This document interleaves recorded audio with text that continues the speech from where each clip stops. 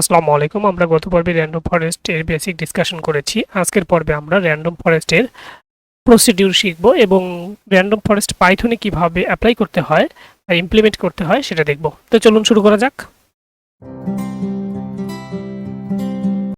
প্রথমে আমরা কোন কোন প্রসিডিউর অ্যাপ্লাই করে পাইথনে র্যান্ডম ফরেস্ট এর কাজ করব সেটা দেখি। প্রথমে হচ্ছে data pre processing. Data pre processing এর ভিতরে আমাদের অন্তর্গত থাকবে যে কিভাবে আমরা ডাটা রিড করি এবং ডাটার ভিতরে মিসিং ভ্যালু কিভাবে ফিল করি, ডাটাকে লেবেল ইনকোডিং কিভাবে করি, টেন টেস্ট স্প্লিটে কিভাবে ভাগ করি। অর্থাৎ এই যে বাকি এই কাজগুলো হচ্ছে ডাটা প্রি প্রসেসিং এর অন্তর্ভুক্ত। ডাটা প্রি প্রসেসিং আমাদের হয়ে গেলে আমরা আমাদের টেন টেস্ট স্প্লিটে ভাগ করার পরে যে ট্রেনিং ডাটাটা পাই সেটা আমাদের র্যান্ডম ফরেস্টে ফিট করাবো। র্যান্ডম ফরেস্টে ফিট করানোর ফলে আমরা র্যান্ডম ফরেস্টে একটা মডেল পাবো এবং একটা ওয়েট পাবো। সেই ওয়েটে আমরা আমাদের টেস্ট ডাটাকে ইনপুট আকারে দিয়ে ডাটাকে প্রেডিক্ট করব যে আমাদের প্রেডিকশন ঠিক আছে কিনা। ফাইনাল স্টেপে হচ্ছে আমরা টেস্ট ডাটার রেসপেক্টে অ্যাকুরেসি জেনারেট করব। তো এই যে প্রসিডিউরগুলো এগুলো আমরা পাইথনে কিভাবে করতে পারি সেটা দেখি। এখন পাইথনে দেখার আগে প্রথমে আমাদের একটু কোন ডাটাসেট নিয়ে কাজ করতেছি সেটা সম্পর্কে সম্যক ধারণা নেই। আমরা মাশরুমসের ডাটাসেট নিয়ে কাজ করব আসলে আজকের পর্বে। মাশরুমসের ডাটাসেটে এই যে ক্যাপশেপ থেকে শুরু করে হ্যাবিটেট এই যে ডাটাগুলো রয়েছে এগুলো হচ্ছে আমার ফিচার ডাটা এবং ক্লাস যে কলামটা আপনারা দেখতে পাচ্ছেন ক্লাস কলামটা হচ্ছে আমার টার্গেট ডাটা। তো এই ফিচার ডাটার উপর ডিপেন্ড করে আমরা টার্গেট ডাটাটা বের করব আমরা বা প্রেডিক্ট করব। প্রথমে তাহলে আমাদের এই সিএসভি ফাইলটা রিড করতে হবে। রিড করার জন্য আমরা জানি পান্ডাস লাইব্রেরি ইম্পোর্ট করতে হয়। তারপরে হচ্ছে ভিতরকার ডাটাগুলো ম্যানিপুলেট করার জন্য এই যে ভিতরের ডাটাগুলো ম্যানিপুলেট করার জন্য আমরা নামপাই ইউজ করব। এই ডাটাগুলো শো করানোর জন্য ম্যাটপ্লটলিব সিবর্নের আমরা ইম্পোর্ট করব। তো আমরা প্রথমে ইম্পোর্ট করে নেই। আমরা প্রথমে ইম্পোর্ট করে নিলাম নামপাই পান্ডাস সিবর্ন ম্যাটপ্লটলিব এবং ওয়ার্নিং, যদি আমাদের কোনো ওয়ার্নিং থাকে সেটাকে ইগনোর করার জন্য। ওকে, তারপরে হচ্ছে আমার এই সিএসভি ফাইলটা যে লোকেশনে আছে সেই লোকেশনটা আমরা নিয়ে আসবো। সেই লোকেশনটা আমরা নিয়ে আসলাম। ওকে, এরপরে হচ্ছে আমার ওই ডাটাটাকে আমরা রিড করব। আমরা ওই ডাটাটাকে রিড করলাম, এখানে দেখতে পাচ্ছেন। আমরা একটু ডাটাটা দেখি, জাস্ট হচ্ছে হেডিং 2 দিয়ে মানে দুইটা রো এর ডাটা আমরা দেখব। দুইটা রো এর ডাটাটা আমরা দেখলাম যে এখানে দেখেন আমার ক্লাস এবং ক্যাপশেট থেকে শুরু করে হ্যাবিটেট পর্যন্ত ডাটাগুলো রয়েছে এখানে।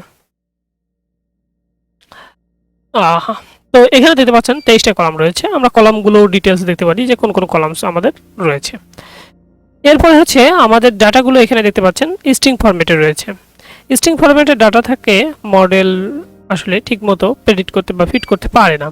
তো আমাদের এই স্ট্রিং ফরম্যাটের ডাটা থেকে ইন্টিজার ফরম্যাট বা ইনকোডিং করে ইনকোডিং করে আমাদের ইন্টিজার ফরম্যাটে নিয়ে আসলে মডেল ভালোভাবে বা আমাদের ভালোভাবে প্রেডিক্ট করতে পারে। সেজন্য আমরা এই ডাটাগুলোকে কোনো একটা ইন্টিজার ফরম্যাটে নিয়ে আসবো।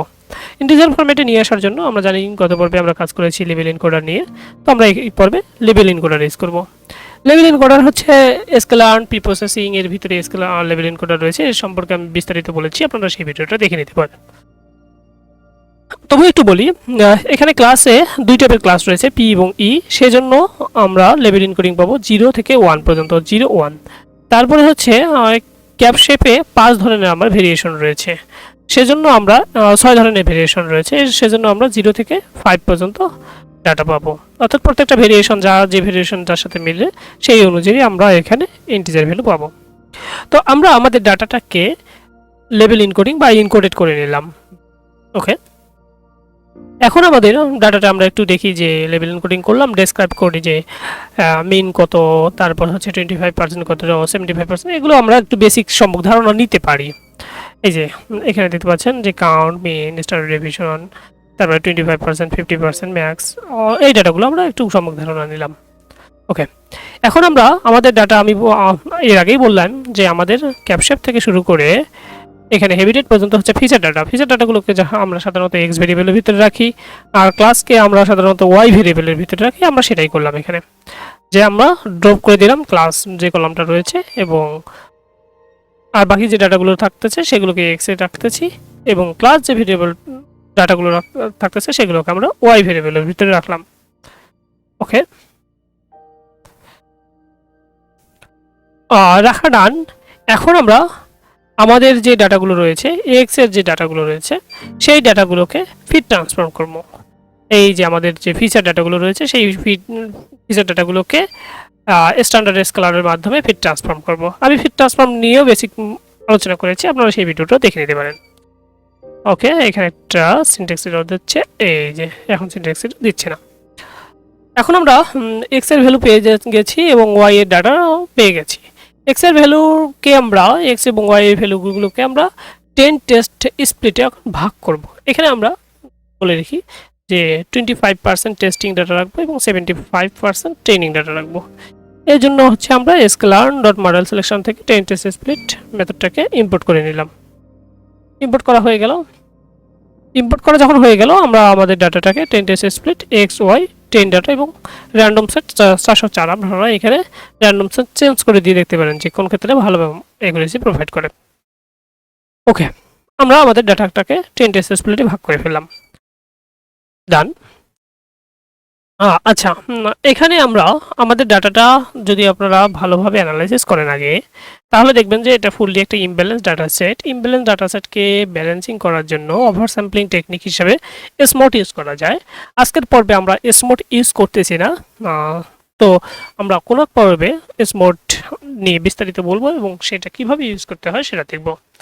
সেজন্য আমি এখানে লিখে রেখেছি যে এই ফেজে আমাদের স্প্লিট করার পরের ফেজে আমরা স্মটটা ইউজ করতে পারি ইজিলি। তো আজকে আমরা এটাকে ইউজ করতেছি না, রেখে দিলাম। ওকে, আমাদের তো 10 টেস্ট স্প্লিটে ভাগ করা হয়ে গেছে। এখন আমরা চাইলেই কিন্তু মডেলে ফিট করাতে পারি। আমাদের প্রি প্রসেস স্টেপ শেষ।